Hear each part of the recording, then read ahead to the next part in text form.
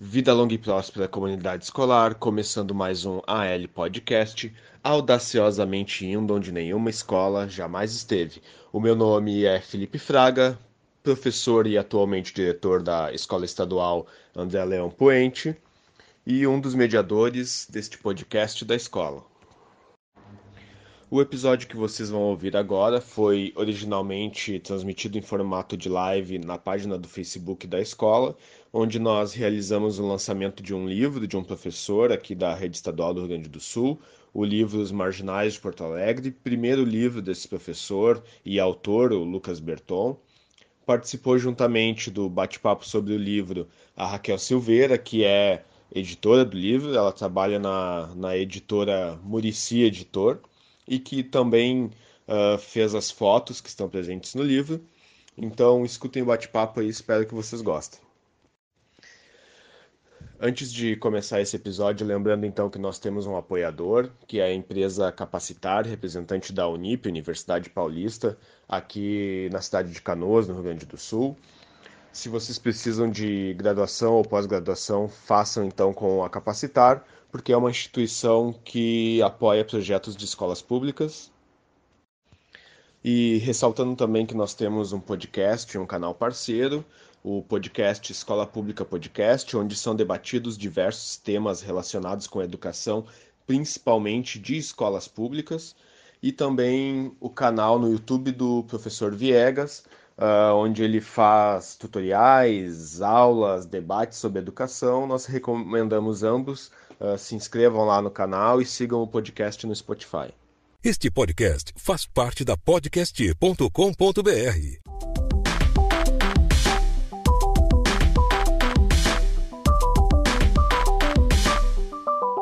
Enquanto ele não retorna, Raquel, eu vou aproveitar, eu ia deixar um pouquinho mais para o final essa pergunta, assim. Deixa eu ver aqui. Ele ainda está travado. Mas eu queria que tu falasse um pouquinho sobre esse teu trabalho como editora, em editora e como editora também, né? De editar o livro do Lucas. Então, eu queria saber se é o primeiro livro que tu edita, se já editou outros antes, há quanto tempo tu trabalha com editoras. Então, se quiser falar um pouquinho sobre a tua atuação profissional enquanto o Lucas não retorna, hein? Eu comecei o trabalho como agente literária em março. Essa foi a primeira publicação. Foi a Legal. primeira pessoa que eu entrei em contato, foi o Lucas, a respeito disso. Eu já vinha fazendo trabalho com revisão, enfim. Agora, claro, né, abriram outras possibilidades, tanto a fotografia, escrever um prefácio, enfim. Mas, assim, era basicamente revisões, assim, né, de texto, muitas pessoas com diversas, publicação, assim, bem diversas mesmo, diversos assuntos, enviavam para mim para fazer essas correções e fiz contato com várias pessoas a respeito de publicações, mas esse foi o primeiro projeto levado assim do início, acompanhado de todo o processo e ao mesmo tempo assim cruzou um pouco essa fronteira porque ao ser convidada para que as fotografias constassem no livro, ao ser convidada para escrever o prefácio do Lucas e principalmente pela amizade, pela proximidade do tema, cruzou um pouco essa fronteira, porque são assuntos que também são muito sensíveis, né, para mim. E eu já vinha fazendo no blog um perfil, no blog não, perdão, no Instagram, um perfil diferente de fotografia, publicando as coisas que me chamam, muita arte de rua, muita situação mesmo assim na cidade. Então, assim, eu já tinha um propósito que eu estabeleci para mim, que não tinha um retorno financeiro, não era algo profissional, mas era algo que para mim era necessário fazer. E aí a gente convergiu. E tanto esse processo que o Lucas falou da fase a anti-humanidade, que nós tivemos situações assim, de colaboração tão grande que daqui a pouco a gente, por mais que cada um valorizasse o mérito do trabalho específico do outro, a gente já não sabia de quem tinha sido a ideia, quem tinha feito. Daqui a pouco a gente se parava perguntando, mas foi tu? Não, fui eu. Não, quem teve a ideia, sabe? Porque foi realmente algo bem, bem colaborativo, assim, bem, virou um projeto em comum. Não era algo assim, eu estou trabalhando como agente e o autor é meu cliente junto com a editora, né? Foi realmente um trabalho coletivo, né? Um propósito conjunto. Só para o Lucas entender o que aconteceu quando ele caiu aqui, daí eu perguntei para Raquel sobre a atuação dela na editora, né? Se era o primeiro livro publicado, né? Quanto tempo ela estava na editora, ela estava comentando que era o primeiro livro impresso, que ela está desde março na editora e tudo, né? Eu não lembro exatamente onde o Lucas parou, ele lembra teu raciocínio, senão eu faço outra pergunta, lembra? Lembro, não, desculpa aí, né? Se as nossas condições que o Eduardo Leite quer que a gente trabalhe com essa internet aí, mas tudo bem, vamos ter outra discussão. Sobre os personagens, na verdade, a ficção está no romance, na novela, né, no caso, dos Marginais de Porto Alegre, e no Jesus Cristo Voltou, Aleluia. Todos os outros foram fatos verídicos.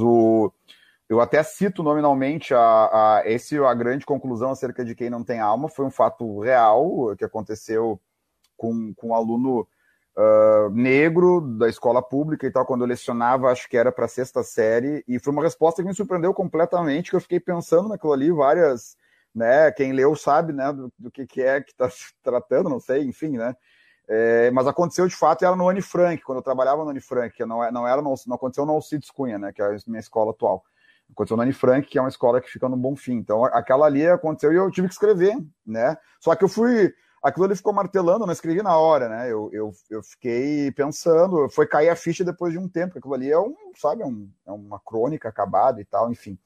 E o Lutador da Redenção é que eu estava falando que eu ia com o meu cachorrinho lá, eu ia mais seguido, né?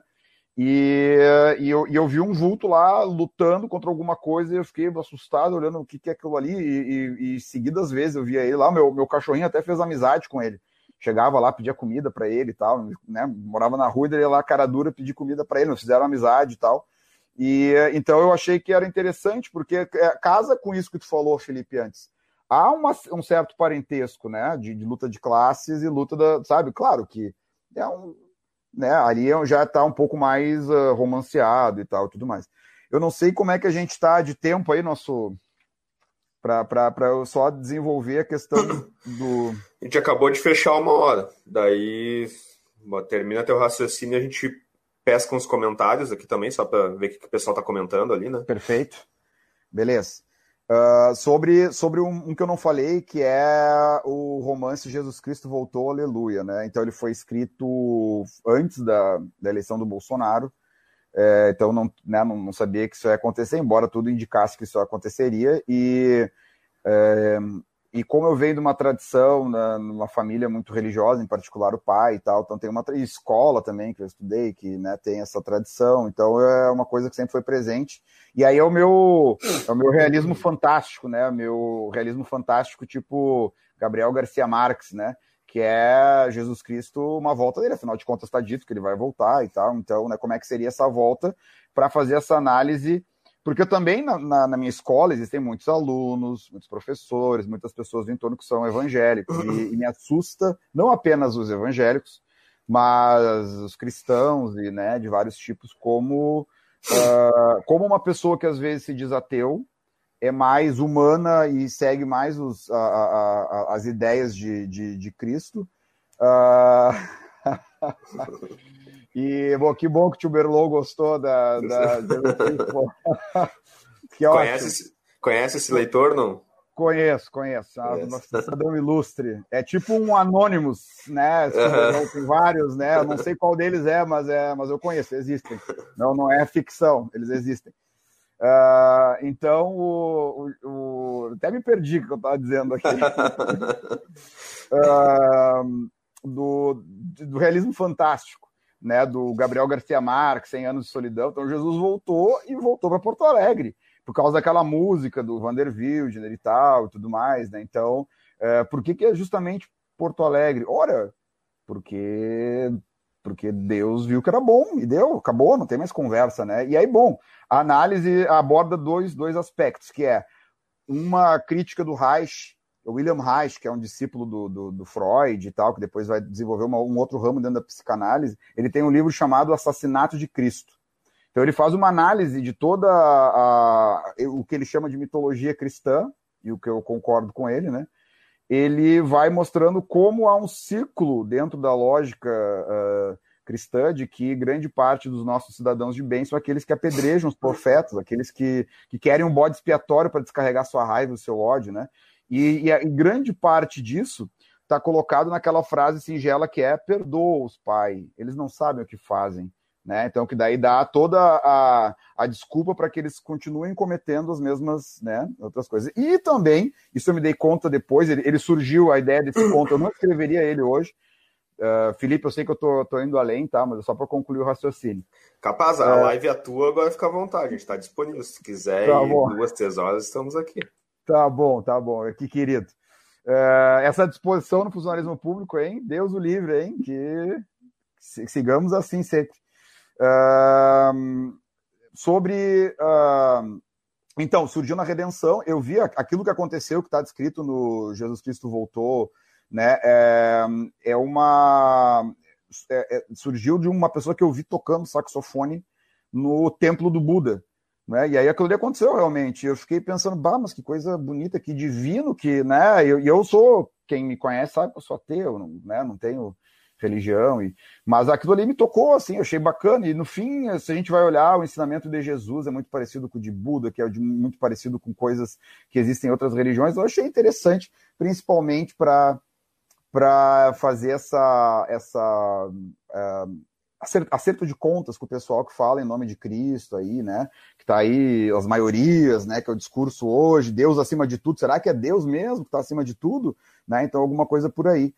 E aí a lógica também, depois eu me dei conta depois de um tempo, que isso era uma espécie da minha carta ao pai, né? Sabe que o Kafka, do Metamorfose,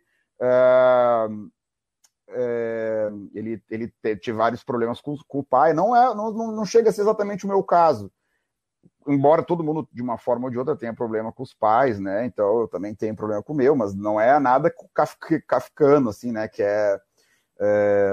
a ponto de escrever uma carta ao pai. Mas há ali alguma coisa de carta ao pai também, porque meu pai é uma pessoa extremamente religiosa e tal, e, né, extremamente cristã, e ali depois eu me dei conta, depois que estava escrito, né? Eu pensei, tem alguma coisa aí também, né? Deu uma carta ao pai. Meu pai, no primeiro momento, ele não leu, antes de ser publicado, eu mandei para ele até, né? Ele não leu, mas agora, com o livro publicado, ele leu e gostou, né? Não sei até que ponto gostou, mas, enfim. Então, essas são as influências. E, bom, enfim.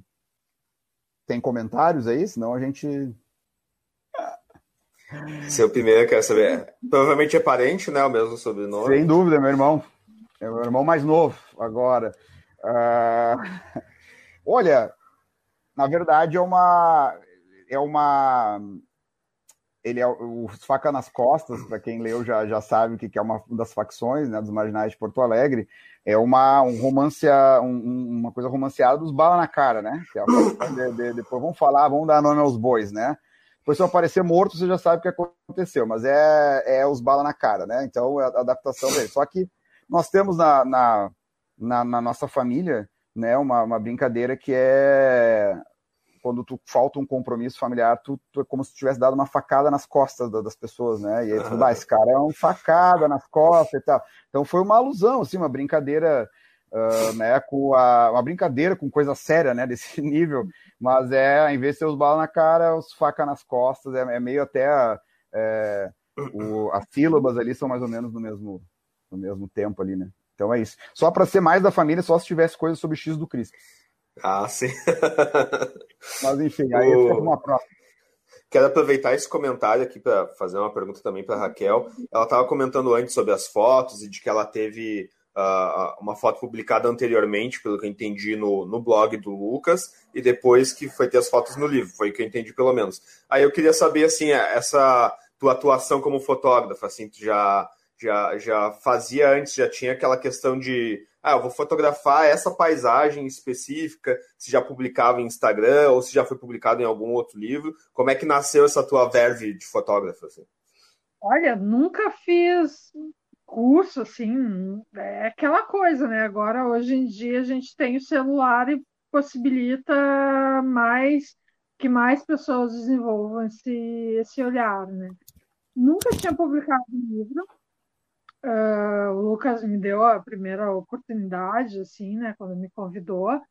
E era algo assim, publicado no Instagram. Então, eu fotografo muito, assim. E coisas da cidade que me chamam a atenção mesmo, até livro assim que estou lendo, enfim, mas quase sempre situações da rua, assim, que me chamam muito a atenção e artes de rua, porque eu gosto muito.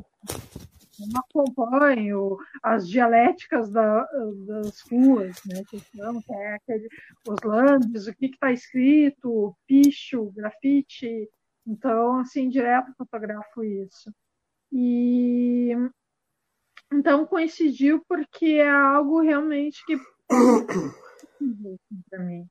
Inclusive, a gente agora estava tocando no assunto de religião e eu estava relendo o livro, porque eu tinha lido no início dos trabalhos e depois não tinha lido mais, não tinha tocado no texto. E foi falado em respeito, né, do que os cristãos, né, muitas vezes são aqueles que apodrejariam novamente. E me ocorreu assim uma lembrança, porque eu particularmente assim não sou de família religiosa. Meu pai tem uma certa ligação, minha família paterna é evangélica, parte da minha família materna também, mas nunca foi ali do nosso núcleo familiar, pai, mãe e meu irmão, nunca tivemos religião. E eu nunca entendi esse lance do jejum, por exemplo, né, que praticam. E eu ouvi certa vez do muçulmano, né, explicando o porquê do jejum. E ele disse uma frase que sempre eu acho que é muito importante se pensar. Porquê do jejum? Ele diz assim, para que quando alguém lhe pedir comida, você saiba que fome. Quando ele pedir água, você saiba o que é sede. E eu acredito muito que esses textos eles possam refletir sobre isso. Porque por mais que alguns de nós, assim, presente, tenha as suas batalhas, tenha as suas dificuldades, né? A gente não consegue mensurar a quantia de coisas que um lutador da redenção passe todo dia, ou que um personagem, né, que no momento está numa ficção, mas são personagens reais que a gente pode encontrar o que eles passam realmente, né? E as nossas misérias humanas, por exemplo. Eu não poderia deixar de comentar que 3 das pessoas que comentaram aí são da categoria, né? São professoras do Estado também, né? A primeira é a Catiana, depois a Débora e a Fátima, né? Mas, em particular, a Catiana elogiou também, quando ela pegou e já leu o livro, né? Já deu a opinião dela. E ela falou sobre a questão assim, é muito real. Então, assim, é a nossa realidade, a vida como ela é. A expressão que a Catiana usa muito, né? Tentei fazer isso. A vida como ela é para colocar. E aí casou, obviamente, com as fotos que a Raquel tirou, que tem dentro da mesma lógica, né? Tá dentro da mesma vibe, vamos colocar assim. Ó, aqui vem uma pergunta boa, Lucas. Começando Opa! Vamos lá. Pescar as perguntas aí. Como o camarada aproxima a obra do contexto histórico narrado ao contexto histórico atual? Muito bem, esse é o camarada Fábio. O Fábio é nosso camarada do Comitê dos Contratados, que a gente faz parte, tá, também um companheiro assim como eu, contratado no Estado também, que a gente passa várias penuras, é importante dizer. É importante pontuar que os contratados são os marginais do funcionalismo público, né? Os marginais ali, o Felipe sabe disso também, né? Felipe há tempos... Até aproveitando aproveitando para quem estiver nos assistindo, a gente já tem uma live do Comitê de Contratados, né? Onde vocês falam bastante sobre essa realidade. Quem quiser pode conferir no canal do YouTube da escola e também no canal do Spotify da escola, vai ver a gente falando um pouco sobre essa realidade de contratados aí, né? Isso aí, vamos prestigiar a escola pública, o trabalho do Felipe aí, né? Que há bastante tempo ele já tem essa prática aí, não é agora a história da pandemia. Olha, meu camarada Fábio, assim, eu acredito que o Fábio se puxou porque eu acho que ele quer ganhar o livro, né? Ele fez ali um baita de um textão, né? Então ele quer ele quer levar o livro. Então, meu camarada, eu acho que todo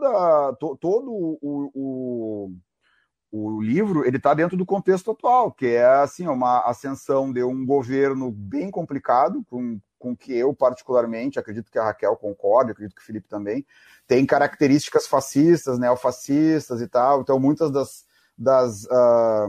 coisas assim da miséria religiosa que está presente no texto Jesus Cristo vai voltar, no conto, né?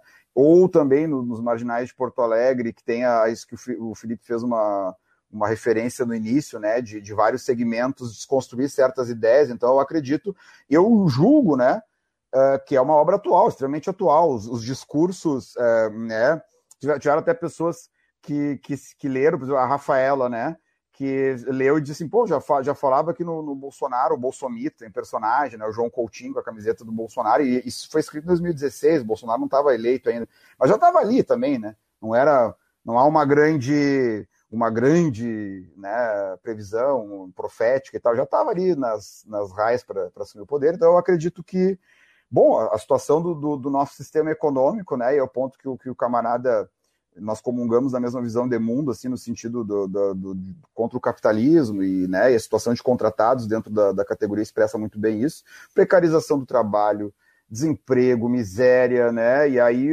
gera isso que a gente está vendo aí, né? E aí a culpa permanentemente de criminalizar a pobreza, tá na rua porque quer. Aí veio o Datena na televisão e diz que, né, não, é vagabundo, me dá a imagem desses vagabundos, tu tá criminalizando. Então, se a gente conseguiu, acredito eu, a Raquel, o Muricy Editor, se a gente conseguiu quebrar um pouco esse paradigma aí, essa visão, pô, a gente já vai se dar muito satisfeito, né? Vai ficar muito feliz. Nesse conto que dá título ao livro ali, então, Os Marginais, né, de Porto Alegre, isso é o que eu achei muito interessante, até muito válido e muito atual, muito necessário, principalmente, né? Porque quando a gente vê esses canais, estilo da Atena aí, né, eles mostram ali o bandido, né, e ele é totalmente desumanizado, não é mais um ser humano que está ali, né, eles mostram quase como um animal mesmo, assim. Sim. E é interessante que no livro vai tendo essas falas e ao mesmo tempo vai colocando o que aquele ser humano passou para chegar, né, aquele ponto ali, né, então isso é muito válido, muito necessário mesmo, assim, né, então é um livro que realmente muito necessário que as pessoas leiam, assim, e ao mesmo tempo muito agradável de ler, né, ele traz uma realidade muito triste, muito pesada, mas ao mesmo tempo ele é uma leitura bastante agradável, assim. Antes de pescar outros comentários, eu só quero também que a Raquel já se prepare, assim, para falar como é que as pessoas podem fazer para adquirir o livro, então, né, quem está aí interessado em ler, como é que eles podem fazer para ter acesso ao livro, né? Bom, na verdade, pode entrar em contato comigo ou com o Lucas, né, através do nosso Facebook, ou através das próprias Instagram, manda uma mensagem para um de nós, ou através do site da editora. Então, é Muricy Editor, e ali tem todas as etapas para compra online. Então, esses são os canais, ou até mesmo a página da Muricy Editor no Facebook também. Mas entre em contato, procura a gente, que a gente dá um jeito de fazer o livro chegar até vocês. Estamos vendendo quase que nem testemunha de Jeová, viu, Felipe? Estamos batendo porta em porta. Você sabia que Jesus Cristo voltou? Aleluia! Quer comprar um livro aqui? Até... Kátia, obrigado, viu, Kátia? Um abraço. A Kátia é colega aqui da escola e tem vários colegas lá que eu divulguei, pedi para eles prestigiar, porque é um evento da escola, né? A gente Certo. fazer essa transmissão é o mesmo que receber o autor na escola, né? Então, geralmente até existem projetos do governo que todo ano lá tem lá o autor presente na escola e tal. E o Lucas veio de graça, na verdade, ainda doou o livro para a escola, né? Mas antes de fazer a gente comentar um pouquinho sobre o título, que a Kátia está perguntando aí também, é legal até para o Lucas saber um pouco sobre a experiência de leitor. Eu acho que eu sou um dos primeiros leitores, né? Já que o Lucas está lançando agora o livro, de que a gente sempre acaba publicando um texto e o leitor, que também, de certa forma, acaba se transportando para dentro do livro, virando autor, né? Essa crônica específica da volta de Jesus Cristo, que tem ali, ela me lembrou uma memória assim, que eu não lembrava nem que tinha mais. Assim, quando eu estava lendo, eu lembrei que quando eu tinha meus 8, 9 anos, assim, pelo menos aqui em Canoas, no bairro onde eu morava, e eu acredito que pela cidade toda, teve alguma congregação ali evangélica, e eu acho que em Porto Alegre eu vi isso também, ali nos anos 90, eles pegavam umas plaquinhas nos postes, assim, Jesus breve voltará. Não sei se vocês se recordam que teve esse movimento, assim, né? Então era uma memória que eu tinha, que eu não sabia mais que tinha, né? E eu tava lendo e eu lembrei, uma coisa lá dos anos 90 que me puxou para lembrar disso que acontecia, assim, né? E eu lembro que eu discutia com os meus amigos, assim, na época, né? Pô, se vai voltar quando? Por que não voltou, né? Então é uma memória que eu tinha de infância, né? E esse é o papel da literatura mesmo, de comunicar com o leitor e até de trazer memórias que ele nem lembra mais que tinha, né? Mas então, Lucas, eu queria que tu comentasse um pouquinho sobre o título, né? Como é que nasceu, assim, se tu teve aquela ideia, eu quero escrever um livro que fale sobre as pessoas marginais da cidade de Porto Alegre, então, ou se primeiro tu escreveu aquela crônica em específico, deu o título para ela, se foi tu que pegou o título dela e colocou pro livro como um todo, ou se foi a Raquel que escolheu, então, esse título. Não, na verdade, o título veio junto com quando surgiu a ideia, a espinha dorsal da escrita, que era, que nem eu falei, a prostituta, a guerra do tráfico, até todos os personagens que estão envolvidos dentro da trama, né? A gente... depois eu quero falar sobre isso que tu disse, Jesus vai voltar, que a Luciana comentou também, a companheira da construção pela base e tal, tudo quero falar. Mas aí veio, como eu te falei, veio tudo de uma vez só, e o nome veio mais ou menos junto, no automático, Os Marginais de Porto Alegre, baseado mais ou menos alguma coisa, lembrando lá o Victor Hugo, né, os Miseráveis, né, alguma coisa nesse sentido, assim. Mas eu veja bem, eu escolhi, até o meu irmão que fez comentário agora há pouco, o Matheus, ele errou o nome esses dias, eu não puxei a orelha dele, porque ele chamou Os Miseráveis de Porto Alegre. Os Miseráveis já te dá a resposta, né? Já te diz o que é, né? Os Miseráveis de Porto Alegre. Não, os marginais. Quem são os marginais de Porto Alegre, né? Quem são eles? Onde eles vivem, né? Enfim, qual é a situação, né? Então veio junto contar essa história dos marginais, mas que deixa na dúvida. Eu tive um aluno meu que leu também, é o Daniel, que se formou ano passado, inclusive, também, e ele disse que, para mim, os marginais são os reacionários ali, né? Que a leitura que ele fez foi nesse sentido. Então, surgiu mais ou menos dentro desse contexto de tudo isso aí, que é prostituição, tráfico de drogas, sem teto, sem terra, papeleiro, catador, enfim. Até depois eu queria, Felipe, uma curiosidade. Eu queria que tu me dissesse como é que está a situação disso em Canoas, porque eu vi o nosso querido governador Eduardo Leite, sem vergonha, e esse é o problema da nossa democracia, porque a gente não tem como dar resposta. Eu vi ele no Roda Viva dizendo que a população de rua em Porto Alegre estava diminuindo. Alguém me disse isso, eu não sei quem é que fez um comentário, não sei se, eu não lembro onde é que veio, mas dizendo que a população de rua estava diminuindo. Isso é uma mentira deslavada. Quem anda pelas ruas sabe que a população está aumentando, a população de rua. Então o cara ir lá no Roda Viva, aquele jeitinho bom, bonito dele, né? Gestor e tal, não sei o que. Gestor é o Felipe, da escola pública aí. Está aí, né, com recursos que ganha e conseguindo manter de pé. Isso é gestor. O resto é conversa fiada. Né? Então ele vem dizer assim, porque a população de Porto Alegre está diminuindo. Da onde que está diminuindo? Está aumentando. Então eu queria que tu dissesse como é que está a situação em Canoas. E aí, porque eu conheço Canoas por alto, até tu fez lá no início da live, tu perguntou. Tem um personagem, sim, que é o Alex. Ele é um tanto autobiográfico, mas eu não fui operário nunca, mas eu conheci na militância muitos operários que trabalhavam aí no Matia Velho, eles estudavam aqui no Parobé, mas trabalhava em fábricas do Matias Velho aí em Canoas, né? Então a ideia de colocar esse operário, né, foi mais ou menos a partir daí. Então, eu queria que tu falasse sobre a situação da população de rua em Canoas, e depois eu gostaria rapidinho de voltar a falar do Jesus vai voltar em breve, essas plaquinhas que o pessoal está falando aí.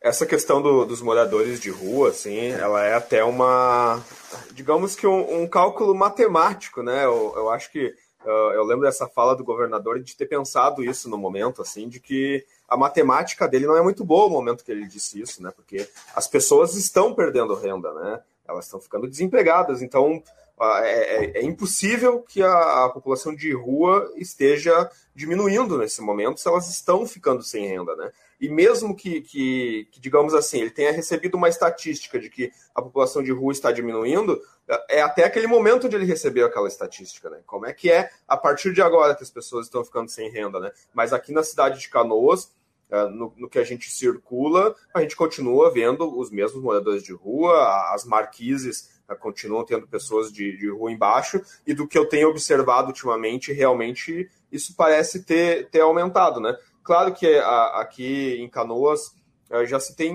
uma cultura de mais tempo, assim, dos albergues acolherem essas pessoas e tudo, né? A população de rua de Canoas, ela já não é tão grande quanto a de Porto Alegre. Então, e é um momento de pandemia onde a gente sai menos na rua, a gente acaba vendo isso menos, né? Mas é uma questão de matemática simples, assim. É impossível, e mesmo que ele tenha recebido essa estatística até o dia do Roda Viva lá, eu me pergunto daqui 1 mês, daqui 2 meses, daqui 3 meses, como é que vai estar, né? É uma questão de matemática simples. As pessoas estão ganhando menos dinheiro, estão ficando desempregadas. A gente viu agora essa semana, saiu uma estatística do emprego formal no Brasil, o quanto ele diminuiu, e a gente sabe que o informal é pior ainda, né? Porque as pessoas não estão conseguindo usar. Então a gente sabe que provavelmente essa população de rua está assim muito maior, né? É muito difícil que ela não esteja.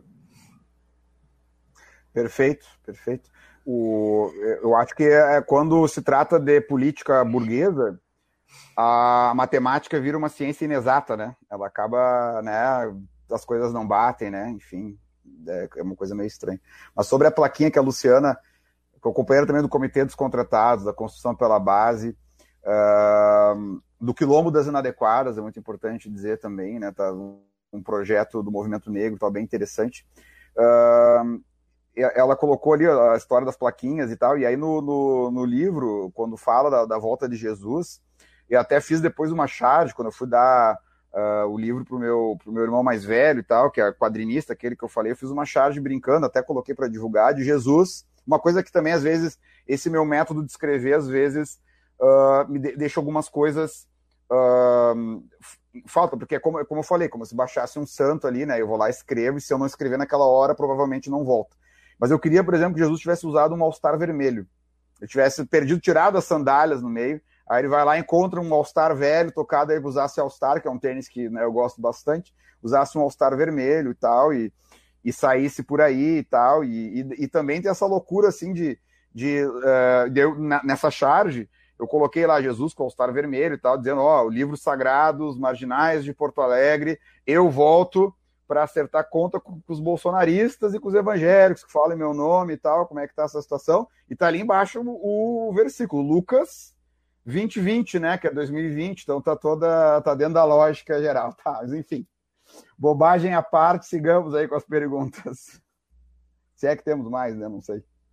Temos bastante, assim, não, temos muitos comentários, nem sempre são uma pergunta, né? Aqui eu lembro que tu fez um comentário sobre Nana, acho que é parente, né? Quando tu falou do 2084. Esse é meu irmão, né? Quadrinista, que a gente ficava desenhando lá quadrinhos antigos, a Nana Walker, o apelido dele é Nana, né? E o nome é Bernardo, vou revelar a tua identidade secreta, e 2084 ele já leu. Se ele recomenda 2084 mesmo. Até, Lucas, a gente já... Tu que decide quando tu quer terminar, a gente tá com 1h28, assim, né? Mas então, como minha última pergunta, assim, eu queria que tu falasse um pouquinho o que tu tem de ideia de projetos futuros, né? Tu falou que é basicamente uma vontade muito grande tua de publicar esse 2084, assim, e daqui a pouco, se tu já tá em negociações para isso, se o livro ele já tá finalizado, só esperando uma publicação, ou se ele é um livro que tu ainda vai revisar alguma coisa. Como é que é a tua ideia do futuro, teu futuro literário? Né? Olha, o 2084, para mim, sim, no geral, talvez com um arremedo aqui e ali, ele está pronto para publicação, né? Não mexeria mais nele, né? Nem teria condições. Todos eles, que nem, por exemplo, Dostoiévski, claro, né? Longe de mim querer me comparar, mas é que a gente tem que ter referência em alguma coisa, né? Mas o Dostoiévski e o Érico Veríssimo, eles sempre colocam como personagens a experiência deles literária. Tem um escritor, por exemplo, depois eu até queria, vocês me permitem, ler um trechinho bem curto, um parágrafo do Érico Veríssimo sobre o arquipélago, né? A questão do escritor, do romancista e tal. Então sempre tem o Floriano Cambará, quem lê O Tempo e o Vento sabe que o Floriano Cambará é o Érico Veríssimo. A maior parte dos textos do Dostoiévski, ele está ali. Ele ou narra em primeira pessoa e assim por diante. Então, todos eles versam de uma forma ou de outra da minha atividade militante. Talvez esse de Jesus, né, um pouco Os Marginais de Porto Alegre, o personagem foi bem secundarizado lá e tal, lá no meio, sempre trata dessa questão da minha atividade militante, do que eu vi, as pessoas que eu vivenciei, que eu ouvi, que eu vi. Né? O CEPERS, tu sabe bem, né, Felipe? É quase uma nação, né? Tem um monte de gente, tem um monte de protótipo, estereótipo, sabe, literariamente. Então, eu diria assim, o 2084 é uma ideia. Eu acho que tu fez menção ao texto que eu postei nos stories, quando eu falei que é importante aproveitar a tua live para deixar uma coisa bem clara para quem me conhece. O pessoal fica levando a sério quando eu digo que eu quero ser youtuber, mas é brincadeira, pessoal. Eu não sirvo para youtuber, é uma brincadeira, é só para lançar um texto, ou um livro agora, né, recentemente. Então não é verdade, não levem a sério. Mas, por exemplo, esse texto da China, que eu escrevi recentemente, 2 textos sobre a China, foi graças à questão da pandemia, que abriu uma série de reflexões, e aí eu peguei, fiz uma pesquisa longa, que aí estava meio grávido do texto, e fui fazer esse texto, mas ele não é literatura, assim, ele é político, né?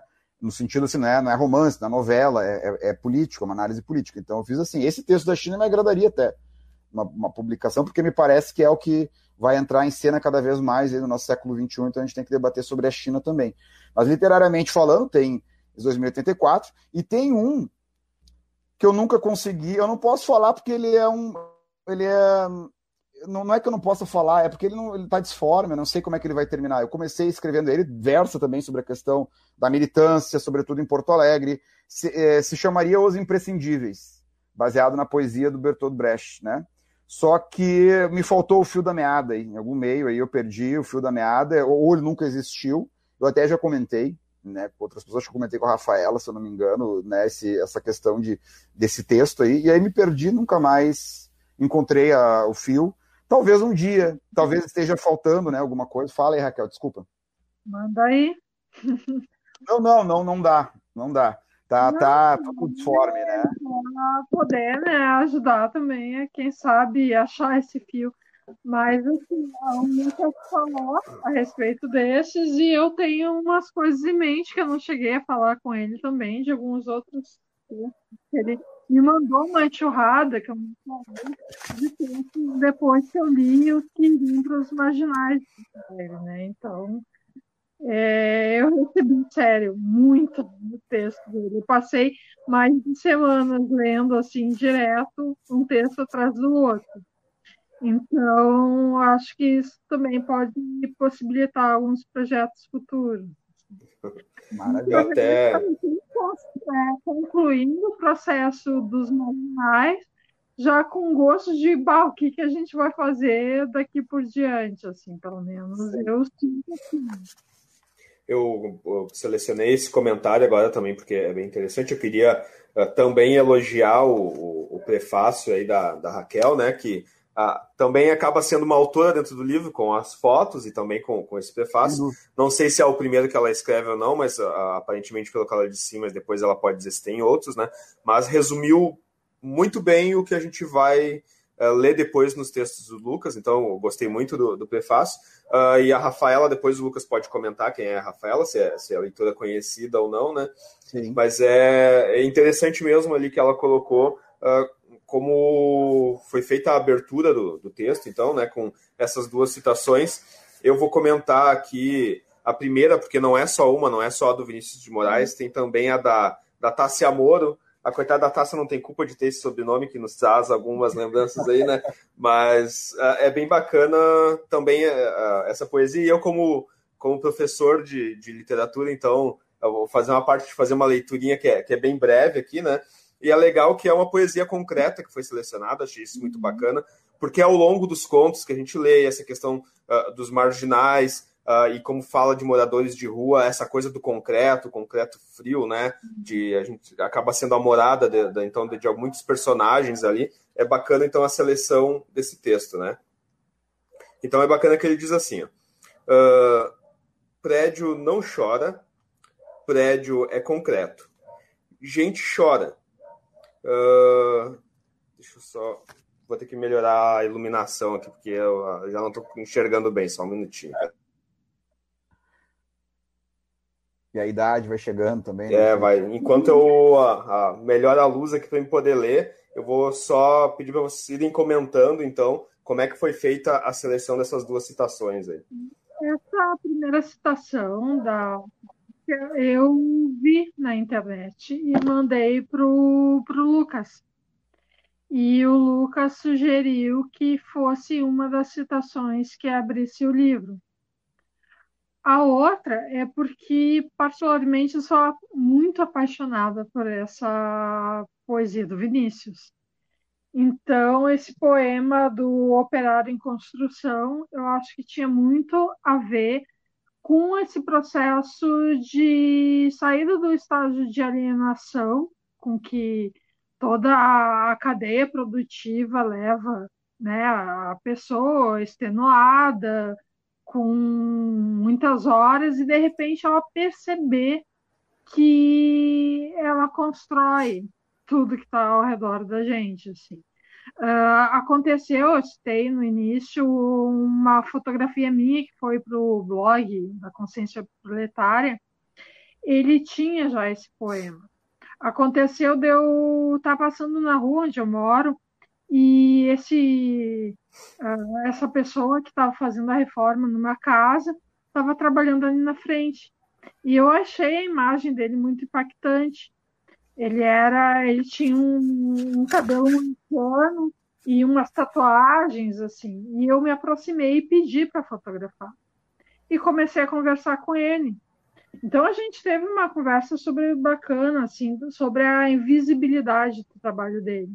Que as pessoas olham os prédios muito bonitos, a arquitetura, uma série de coisas, mas que ele em si, o trabalhador, ele é marginalizado, ele é invisibilizado. Então, em dado momento, a gente parou observando a rua. E eu acho que a gente teve uma sensação em comum de que, poxa, tudo isso é ele quem constrói. E é justamente o que fala o poema.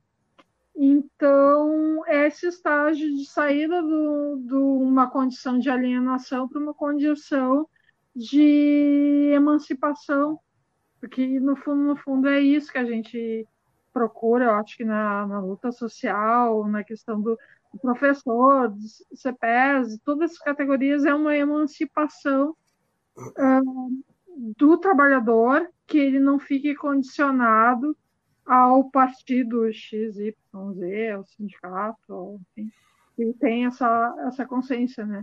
Então, acho que foi por isso a escolha. Eu acredito muito nesse poema, mas tudo assim foi realmente decidido em conjunto. Assim. E o Lucas auxiliou também, foi o primeiro prefácio que eu escrevi, então o Lucas auxiliou também assim, a dar uma arredondada, algumas dicas assim para tornar o texto um pouco mais fluido. Ela falava mal de mim, eu tirei as partes que ela falava mal de mim, botei só as partes boas. Vou fazer a leitura aqui. Só antes de tu ler, Felipe, desculpa, porque tu vai ler exatamente o poema. Assim, o que tu colocou ali, a Rafaela, é a Rafaela que eu citei, né? E a Rafaela foi uma das primeiras leitoras do texto também, junto O Daniel, ex-aluna do Alcides Cunha, né? E leu leu primeira vez, assim, ainda era, né, a 4, junto com o Turic, que também é outro camarada. Bom, o Turic ainda é aluno, né? Ainda não se formou. A Rafaela já se formou. E aí depois agora ela viu. E aí me permite discordar de ti, Rafa. Que eu acho que não, discordar não, né? Só um adendo. Eu acho que essa poesia que o Felipe vai ler agora, ela casou bem, né? A gente encontrou, acho que até nesse grupo que a Raquel encontrou lá, os bibliomaníacos, né? E aí a gente foi e falou, essa aqui fecha, né? Então, é a descrição da obra, perfeita, de epígrafe. Vamos lá, então. A gente vai fazer a leitura, então, aqui da poesia, que é uma poesia concreta, concreta não, é uma poesia que faz referência ao concreto, né? Ela não é concreto. Que é da Tássia Moro, então vamos ler dela, porque a Tássia não é tão conhecida quanto o Vinícius de Moraes. O Vinícius de Moraes vocês podem comprar o livro para poder ler, né? Então vamos lá. Prédio não chora, prédio é concreto. Gente chora, gente adoece, gente fica sem teto. Gente que não chora vendo gente sem teto, essa sim é gente de concreto. E eu achei muito bacana também como ela casa muito bem com as crônicas do livro, assim, porque a crônica que faz a abertura do livro, lá que a gente falou sobre a pré-história, a gente já fez a menção, e aquela que eu disse que é a mais curta também lá, que fala sobre alma, sobre as pessoas terem alma ou não, né?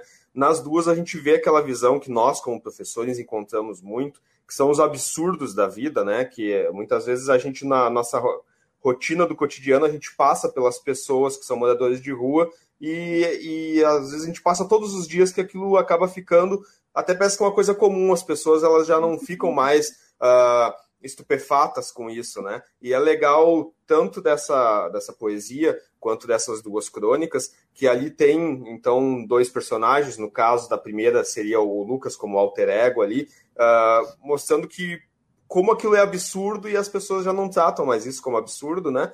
E na questão daquela do aluno de falar, né? Aquela fala final que vai ter lá da crônica, das pessoas terem alma ou não, também, né? De como a visão dos alunos, eles ainda enxergam dessa forma os absurdos da vida que muitas vezes os adultos já não enxergam mais, né? Mas então, essa a minha última intervenção eu vou deixar daí a hora que o Lucas quiser finalizar, mas tu que sabe, Lucas, se quiser ficar mais um tempo aí, a gente tá em 1h40 agora. Eu tô me divertindo, né, pessoal? Não sei vocês, mas eu tenho a vontade, né? E aí também, claro, é uma coisa meio narcísica, eu que escrevi o livro e tal, então para mim é fácil dizer, eu acho que tem que dizer a Raquel e tu, e até que vocês, né?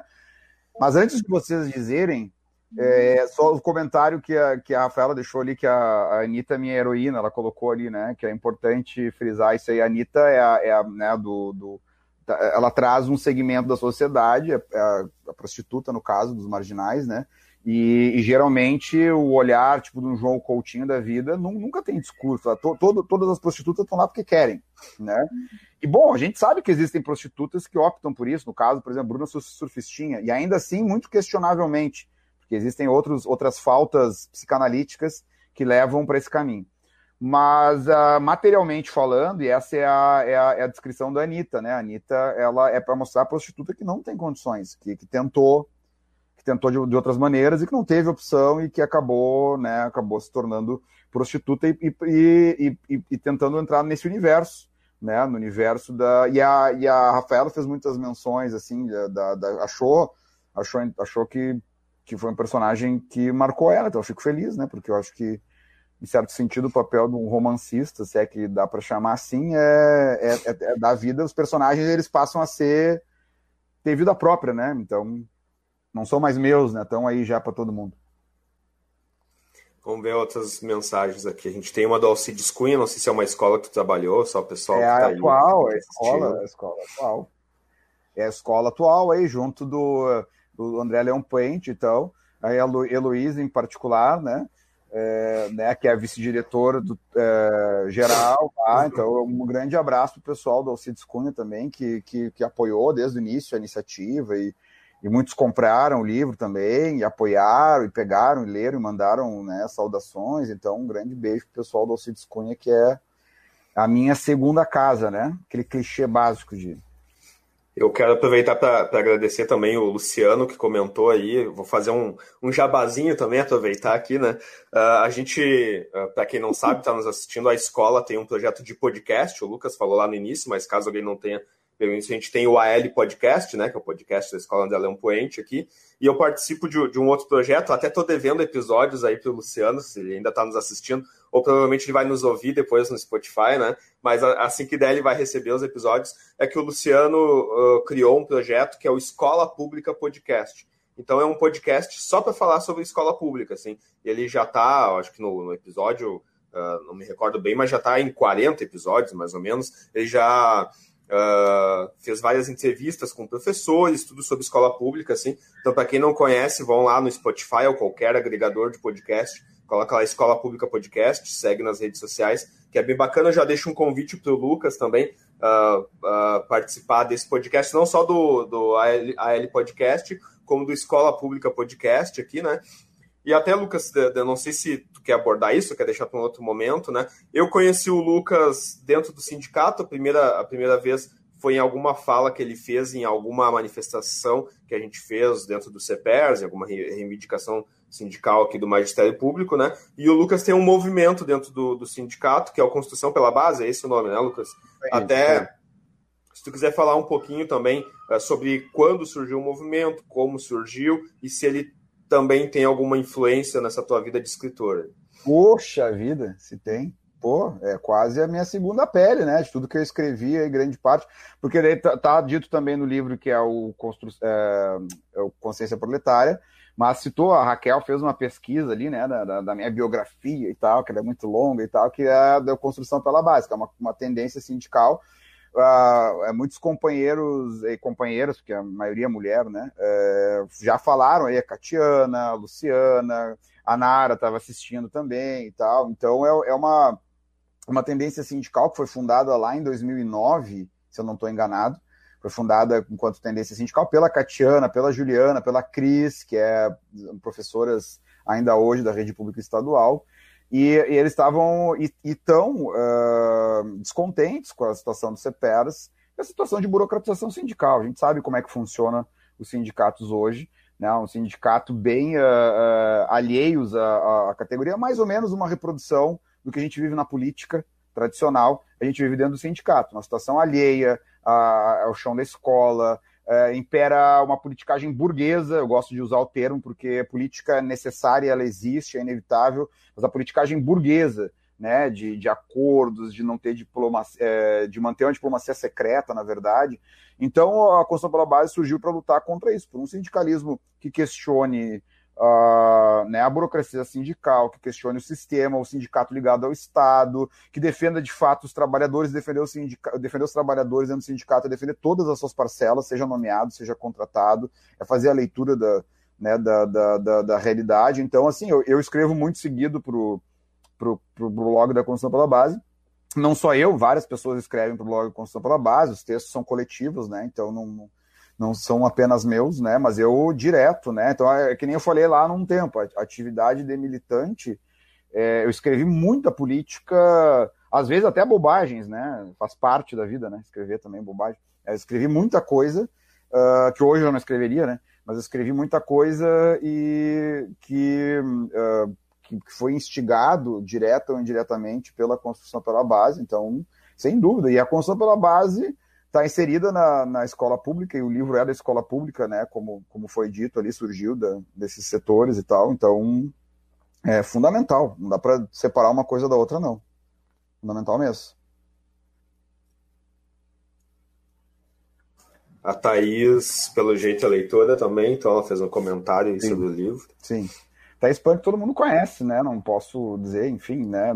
Narrativa muito necessária nos tempos que estamos vivendo. Bem como as fotos da Raquel. São retratos sensíveis do que nos permeia e angustia nossos corações ainda em 2020. Parabéns a todos. Muito obrigado, Thaís Punk, a Heloíse Punk, a família Punk, que prestigiou lá, levou vários exemplares também, né? Então eu fico feliz que estejam acompanhando e que estejam também lendo o livro e achando que é necessário e tudo mais. Eu acho que, sem dúvida, né? É uma discussão assim sobre é para quebrar como a poesia que o Felipe leu, as pessoas de concreto, né? Que está no prefácio da Raquel. Né? E às vezes, quando a gente escreve um texto político, a gente não consegue dizer assim, pô, cara, tu é uma pedra. Mas na poesia, na literatura, isso fica mais ou menos mais patente. Então, enfim, espero que tenha atingido mesmo esse espaço aí de ser necessário no tempo que a gente vive. A Elizabeth. Eu leio ou tu lê? Posso ler esse? Então Estamos acostumados, na maioria das vezes, a ler sobre histórias que, às vezes, não representam certa parte da sociedade. É muito importante que todos enxerguem as diferentes realidades representadas no texto literário, por isso a escrita do Lucas cumpre um importante papel social. Muito bem.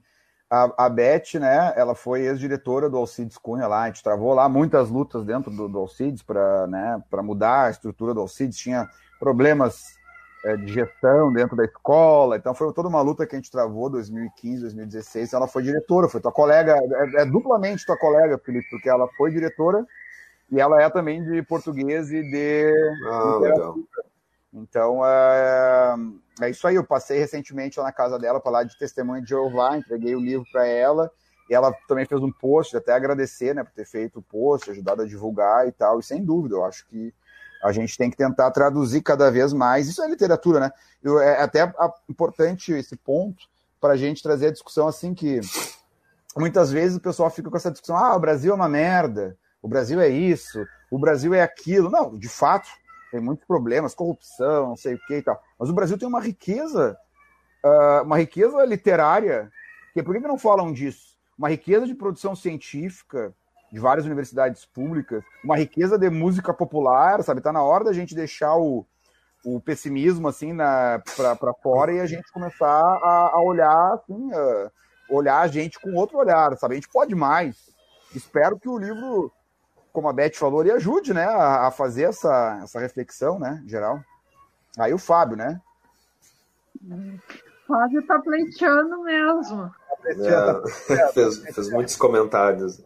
Existe aproximação do livro com o contexto histórico da cidade de Porto Alegre e os contos transportam a leitura para que período da história? Olha, Fábio, meu querido, o livro ele é surgido, é cria de Porto Alegre, assim como eu sou um Porto Alegre da Gema, né? Eu sou um porto-alegrense da Gema, eu gosto de dizer isso, né? E até sou meio patriota, assim, né? Não sei se bom ou ruim isso, mas eu gosto de Porto Alegre e achei legal escrever Porto Alegre, que é uma tarefa do escritor, na minha opinião, do romancista. Eu até coloquei isso no final, no epílogo, né? E aí, então, surgiu para Porto Alegre. E a leitura, assim, ela é contemporânea, totalmente contemporânea, história contemporânea, embora não deixe de fazer referências históricas. O Fábio é professor de educação física e de história, então tem as duas referências. Tem lá no meio dos traficantes, tem lá referências ao Triunvirato, do César, do Pompeu, do Crasso, outras referências históricas também, mas o livro é contemporâneo, pelo menos eu pretendo, acho que, né, a Raquel também, a gente pretende que seja contemporâneo. E também, assim, toda a situação que a cidade ela se encontra, ela fica bem evidente que o texto é muito atual. Por exemplo, nós tínhamos ali o viaduto da Borges, tomada de pessoas em situação de rua. Teve o projeto de higienização social levado a cabo pela prefeitura, que recolheu aqueles moradores, os seus pertences, e foi despejado nos bairros distantes de Porto Alegre, para as periferias. Ou seja, o centro histórico, Cidade Baixa, ou algum bairro burguês, como não aparecem corpos, que nem diz o conto, também não é interessante que apareçam pessoas em situação de rua. Eu acho que é possível, por exemplo, explicitar isso em várias fotografias na rua, ou pedindo, às vezes, quando é algo mais frontal, porque eu não gosto de fotografar uma pessoa que esteja, né, frontalmente olhando para a câmera sem pedir, ao menos, né, essa autorização. E é muito comum, então isso acontece com todas as pessoas. Elas têm medo do motivo pelo qual tu pede para fotografar. Então a grande maioria pensa que é ou para que você trabalhe para a polícia e queira identificá-los, ou que você vai fazer uma queixa pela permanência deles naquele local. Então, é que eles vão ser removidos dali. Então, você é xingada, você é olhado com desconfiança. O porquê que tu tá fotografando algo que as pessoas tendem a naturalizar ou a invisibilizar? Então, esse conflito é permanente. Eu já fui xingada mesmo, já fui ameaçada de pegar o celular, assim.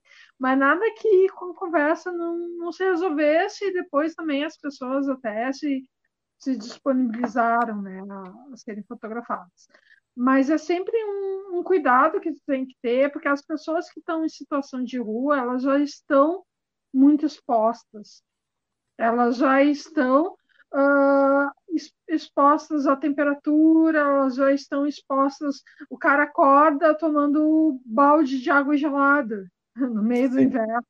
Ou seja, eles são agredidos de todas as formas. Então, essa violência não aparece, né? Essa violência ela fica escondida, né? Mas é uma violência que está aí no cotidiano, né? A gente não. Tem toda a arquitetura hostil da sociedade. Por exemplo, uma das fotografias, que é o da pré-história da Redenção, ali aparece, a pessoa não pode deitar embaixo da marquise porque foi colocado aquelas uns tijolos ali, né, para impedir então que ele deite embaixo da marquise. Sim. E aí, quantos discursos você tem que a pessoa está ali atrapalhando o caminho? Que elas Sim. têm que ir para um albergue, não sabe como é que é a condição naquele albergue. E nós tivemos albergues fechados em Porto Alegre. Então, isso tudo tem a ver com a política pública e com o quanto o texto ele é atual, né? Porque o histórico da prática política ela está ali. E ela está presente e ela está presente há muito tempo. Lucas, quando eu fui escrever o prefácio, a gente ainda entrou numa conversa se deveria ou não citar, por exemplo, as políticas que o João Goulart queria implementar um pouquinho antes, né, de sofrer o golpe. Ou seja, há quanto tempo vem essa história de Sim. longa duração, né? Ou seja, atual desde quando? Então, isso aí, eu acho que respondeu um pouco da pergunta do Fábio também, né, que levantou, assim, traz essa discussão aí. Eu queria aproveitar para retribuir o abraço da minha cunhada, Eliane, ó, que estava, inclusive, a gente almoçou hoje junto, eu, Nana, Eliane, agradecer pelo almoço, foi maravilhoso. E, sim, ó, lembrando a música do Belchior, né, Alucinação, né, quem é que não conhece? A alucinação é suportar o dia a dia, né, e aí tá também, inclusive, no epílogo tem uma discussão sobre isso também, né, sobre como o dia a dia nos trazendo até daí o avesso, ou o complemento da música do Belchior, que é a crônica, né? Mais um pouco mais um século termina, mais um troco, mais um louco pede troco na esquina. Tudo isso já faz parte da rotina e a rotina já faz parte de você. A gente vai levando a rotina, já virou normal. A gente vai lá, tem um cara morrendo de fome ali. É normal, sabe? Então, quer dizer, quando o normal e a realidade se banalizou a tal ponto, bom, a gente começa a se desumanizar. E aí entra, não poderia deixar de falar, porque o camarada Paulo, né, que é o que lá de literatura, a gente discute muito sobre isso, né, sobre a questão da desumanização e como a literatura humaniza. Eu seria impróprio de estar falando isso aqui, né, porque quem teria muito mais autoridade para falar é ele sobre isso. O Paulo, ele quer ser meio um Sócrates, assim, né, ele quer falar, formar discípulos, mas não quer escrever. Não quer botar no papel, né? Então ninguém sabe se ele vai existir ou não, mas eu confirmo para vocês que ele existe. Ele é um cara de literatura, assim, sabe bastante coisa. E isso nos desumaniza. Se tu olha todo dia uma pessoa passando fome, morrendo de fome, e aquilo ali já é normal, e é normal outro dia, e um mês, e 6 meses, e 1 ano, e 10 anos, as pessoas estão ali, então o que vai acontecer, né? Então a alucinação realmente, a Liane lembrou bem ali, é suportar o dia a dia. Então um abraço para eles. Obrigado, Beth. Obrigado. Ó, vai me chamar para a escola lá dela para fazer sem dúvida. Vamos lá debater, sim. Assim como no André Leão Poente, assim no Alcides Cunha. No Alcides Cunha eu falo demais lá, né? Então eu já estou lá, mas também no Alcides Cunha. As escolas públicas que quiserem, eu estou sempre à disposição. Podem me chamar aí, que eu estou à disposição para ir debater isso aí e levar o livro. Então, obrigado pelo convite. Um beijo para vocês, para ela e para o Marco também, que é um camarada que também escreve, que também tem ideias muito interessantes e que, enfim, beijo para vocês, hein? Eu não sei como é que nós estamos aí, nosso âncora aí da André Leão Poente. Estamos chegando no limite, né? Tá fechado o microfone. Nós temos alguns comentários que não foram lidos aqui, né? Porque são muitos. Aí eu não sei se tu quer fazer uma escolha desses que a gente colocou para doar o livro, tu quer fazer uma escolha depois e ler todos com calma, o que tu prefere fazer? Pois então. Eu não sei, eu votaria no Fábio, né? Mas aí vão dizer que é marmelada, né? Mas eu votaria no Fábio, que falou várias vezes aí e se puxou, né? Escreveu um textão lá e tal, então, né? Inclusive o Fábio tem vários que nem foram pro ar, que ele escreveu mais. Olha no final aí, teve mais aí, ó. O Trotsky, né? Trazer que a nossa comum aí, né? A vida é bela, que as gerações futuras limpem de todo mal, de toda opressão, de toda violência e possam gozá-la plenamente. O Leon Trotsky, que é o nosso agora, comum, né? Realmente quis ganhar o voto do Lucas. Aí puxou pro coração. O Fábio tá querendo muito o livro, eu vou votar no Fábio também para ganhar esse livro. Tá bom. Então eu voto de Minerva aí, Raquel. Não, vai lá, Fábio, que esse livro é Fábio. Mas, então tá, Lucas, se a gente puder encerrar por aqui, daí então... Eu queria fazer só alguns comentários, se possível. Claro, mas aí... eu vou fazer minha fala final, que é agradecendo a presença de vocês aí. Lembrando o público que nos aguardou até aqui, né, o nosso muito obrigado, né, que são muitas lives por aí, a gente está 2 horas ainda com várias pessoas nos assistindo aqui. Quem teve que sair antes ou entrou depois, lembrando que vai ficar disponível assim que terminar na página do Facebook da escola. Provavelmente amanhã, no máximo segunda-feira, para quem gosta de assistir no YouTube, vai estar no canal do YouTube, é só lá e digitar Escola André Leão Poente, vai estar disponível lá. E daqui, durante a semana, até sexta-feira mais ou menos, também vai ser postado no Spotify para quem gosta de apenas ouvir, como é o meu caso, assim, que escuto muito podcast direto no Spotify. Vai estar no Spotify e nos agregadores mais conhecidos de podcast. Mas então, agradecendo mais uma vez aí a Raquel de vir aqui fazer essa fala com a gente, falar sobre a experiência dela como editora, e o Lucas de ter feito o lançamento conosco aqui na página da escola. Então. Quer falar, Raquel? Ou eu falo? Gostaria de agradecer a todos que ficaram, então, durante essas 2 horas conosco. Agradecer ao Felipe, muito obrigada pela tua disponibilidade, ter sido muito parceiro, assim, realmente fico muito feliz de ver um gestor na escola pública fazendo todo o trabalho que tem feito, todo o desenvolvimento tecnológico, tudo que está as tuas possibilidades de fazer e de trazer, assim, tipo, eu fiz licenciatura também, então eu fico muito tocada com o teu trabalho. Gostaria de agradecer para o Lucas por todo esse período que a gente trabalhou junto, por ter sido realmente um trabalho que foi uma parceria, assim, gente. E realmente meu sentimento é que a gente trabalhou muito bem em conjunto e espero que seja o primeiro de vários. Então, maravilha.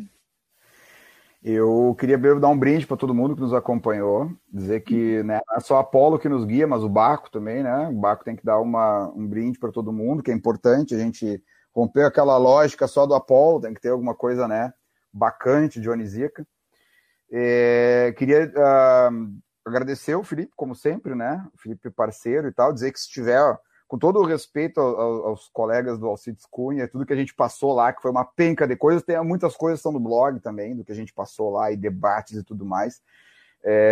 que foram muitos comentários, um comentário aqui, um comentário no Facebook, com todo o respeito e o carinho por tudo que se vivenciou lá, com os alunos e tudo mais. Se tiver uma vaguinha aí no André Leão Point, pode me chamar, porque esse colégio aí né, seja literatura, seja, né, história, porque representa essa discussão da voz para a comunidade. Eu não podia deixar também de mandar um abraço para a Vanessa, né? Trabalhei a Vanessa, o companheiro dela, o Jonathan.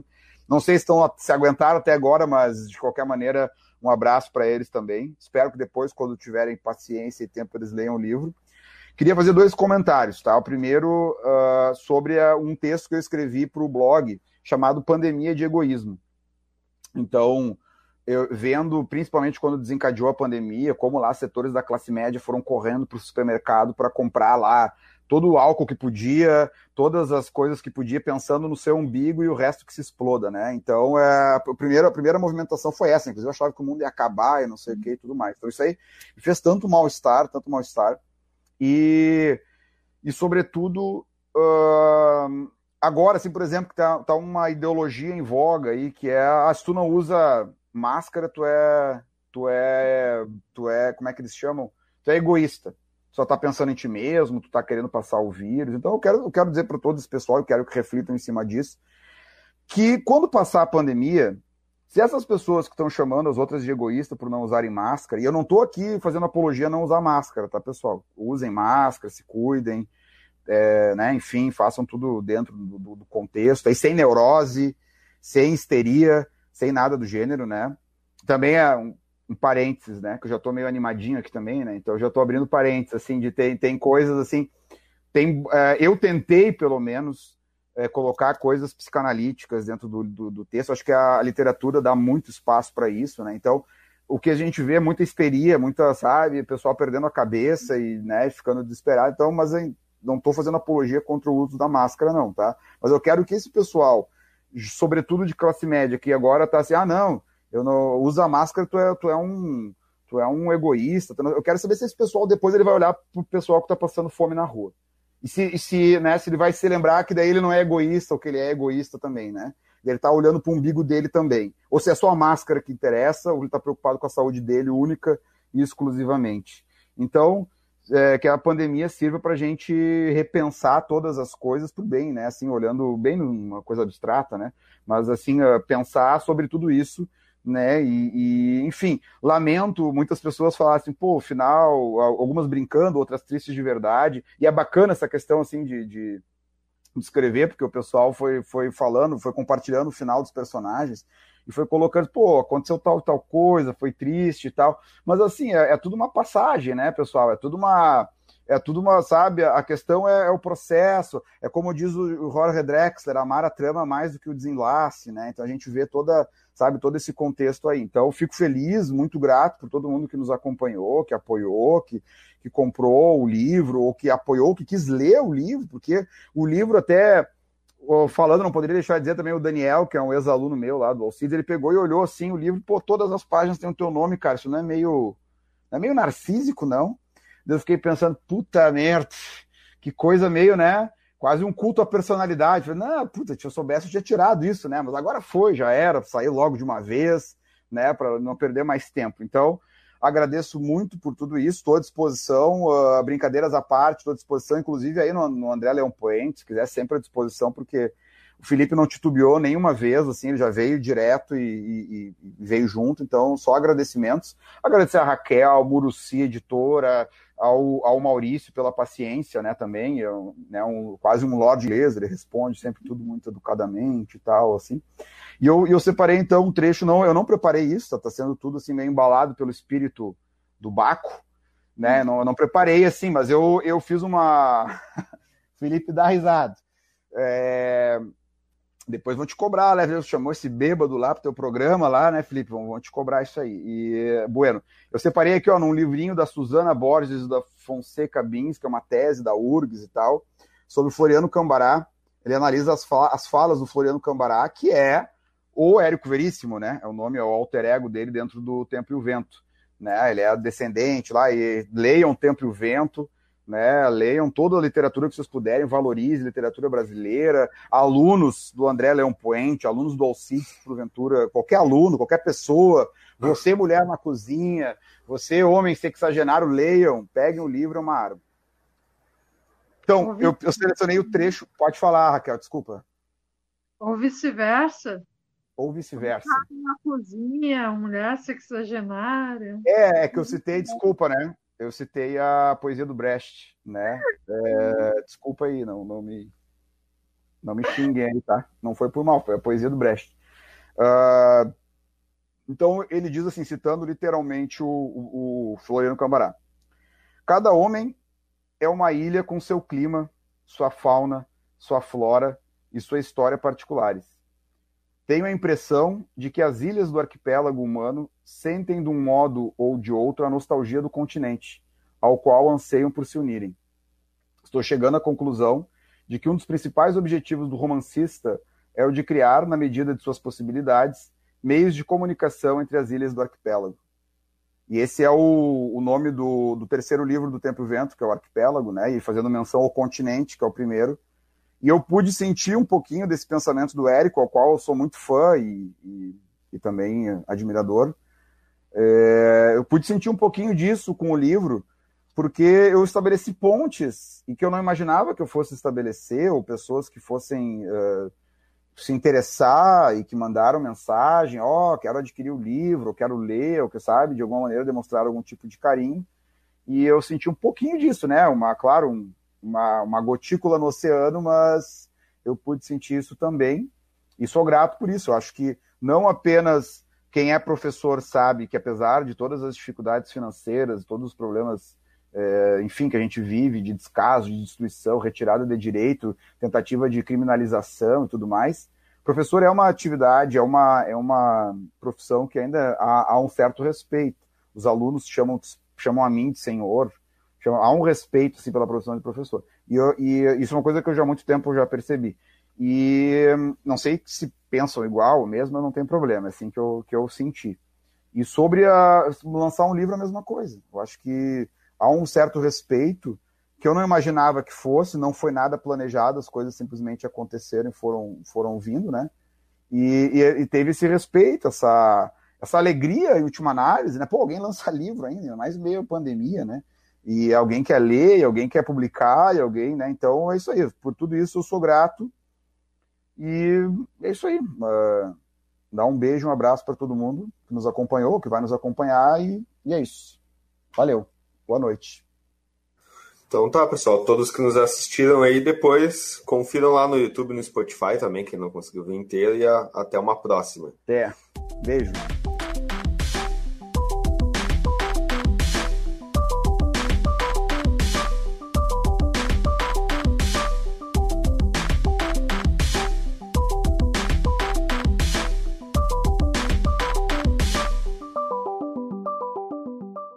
Na Unip EAD, você é quem escolhe como e onde vai estudar.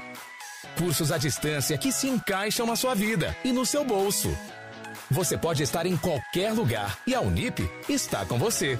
Qualidade de ensino e cursos reconhecidos pelo MEC, com professores online 24 horas. Unip EAD. Mudar sua história só depende de você.